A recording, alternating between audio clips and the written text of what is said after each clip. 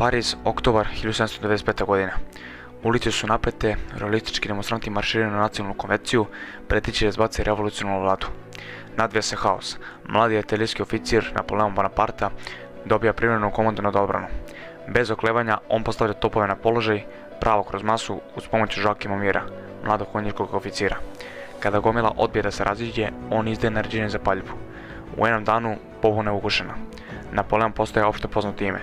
Direktorium, vlada postre revolucionarne Francuske, odjednom ga vidi ne samo kao glavnog oficira, već i kao oružje za opstanak.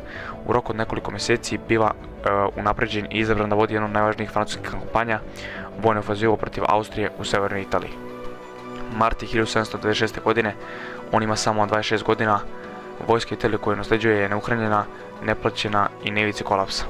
Ali Napoleon dole brzo podiže moral, reorganizuje svoje oficire i započinje agresivnu i brzu kampanju.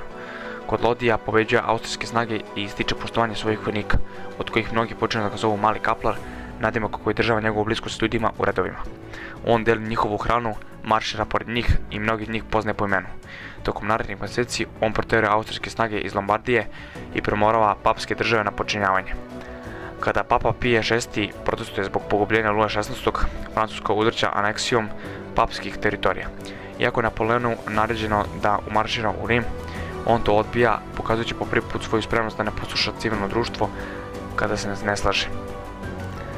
Godinu dana kasnije, drugi francuski general napada Rim, a Papa umire u zarobljeništvu. U međuvremenu, Napoleon nastavlja svoje napredovanje u Austriju. Njegove pobjede se nižu. Do 1797. godine Austrija traži mir. Sporazum iz Campo Formija daje Francuskoj kontrolu nad Belgijom, severnom Italijom, Rajnskom oblašću i delovima Holandije. Tajna klauzula predaje ostatke Mađarske republike, nekada hiljadugodišnje nezavisne sile Austriji. Venecija je praktično izbrisana sa mape. Širom Italije Napoleon uspostavlja nove sestrinske republike po uzoru na Francusku, uključujući Cisalpinsku republiku. To nisu nezavisne države, već sateliti Pariza vezani za francuske interese. U isto vrijeme Napoleon postaje više od generala, on postaje politička snaga. Počinje da objavljuje novine za svoju vojsku pune patriotske propagande i distribuira ih u Francuskoj. Pažljivo neguje svoj javni imidž. U maju 1797. godine pokreće i treće novine, ovog puta u Parizu. Realisti jačaju na nacionalnim izborima, a Napoleon postaje simbol revolucionarne snage. Kada realistički blok zapreti direktorijumu, Napoleon interveniše izdaleka. Šalje generala Pierre Augereau da izvrši beskrvni puč 4. septembra. Realisti su uklonjeni iz vlade.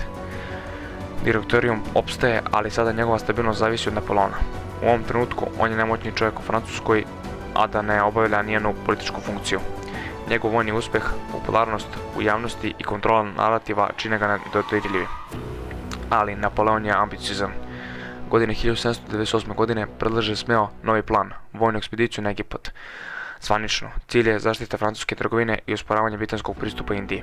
U stvarnosti, to je način da se proširi francuski utjecaj na istoku i možda na kraju da krene ka samo Indiji.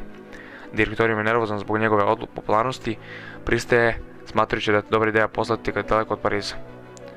U maju 1798. godine Napoleon napušta Francusku s flotom i preko 30.000 ljudi zajedno sa više od 160 naučnika, inženjera i umjetnika istoričara. To je kampanja kakva do tada nije viđena. 9. juna zauzima Maltu od vitezova Svetog Jovana. Zatim, nakon što je za dlaku izbjegao britansku mornaricu, iskrcava se u Aleksandriji 1. jula. Ubrzo nakon toga Napoleon maršira u unutrašnjost da se suoči sa Mamelucima, dominantnom vojnom silom u Egiptu. U bici kod piramida suočava se sa ogromnom vojskom, skoro 100.000 Mameluka, protiv 25.000 francuskih vojnika. Ali Napoleon koristi novu taktiku. Njegove trupe formiraju šuplje kvadrate s artiljerijom i zaprežnim kolima u centru, štitići se od konjičkih juriša. Mameluci su slomljeni za nekoliko sati. Napoleon kontroliše Kairo, ali kampanja brzo dobija mračan zaokret. 1. augusta britanski admiral Horatio Nelson pronalazi francusku flotu usidrenu u zalivu Abukir i uništava je.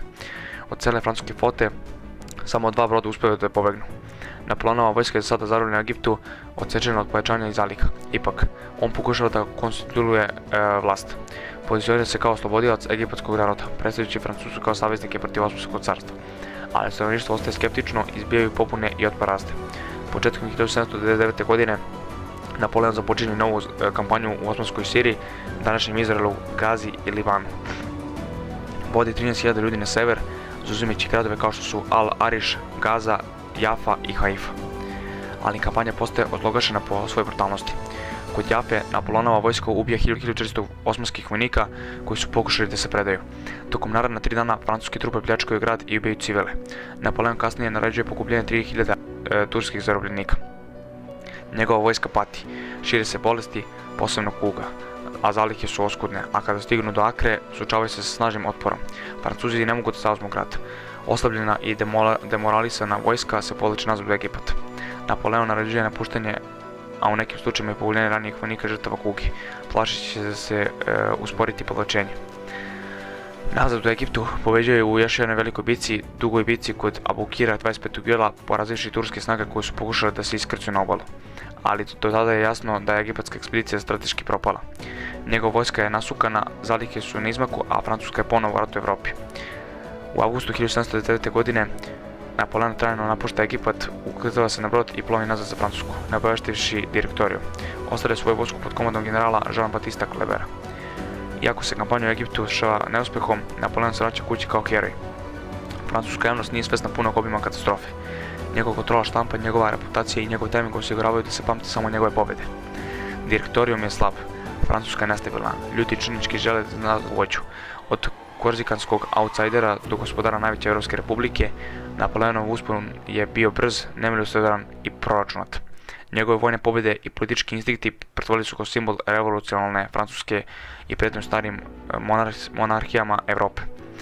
Godine 1804. godine krunisat će se za cara, ali to je priča za sljedeće poglavlje.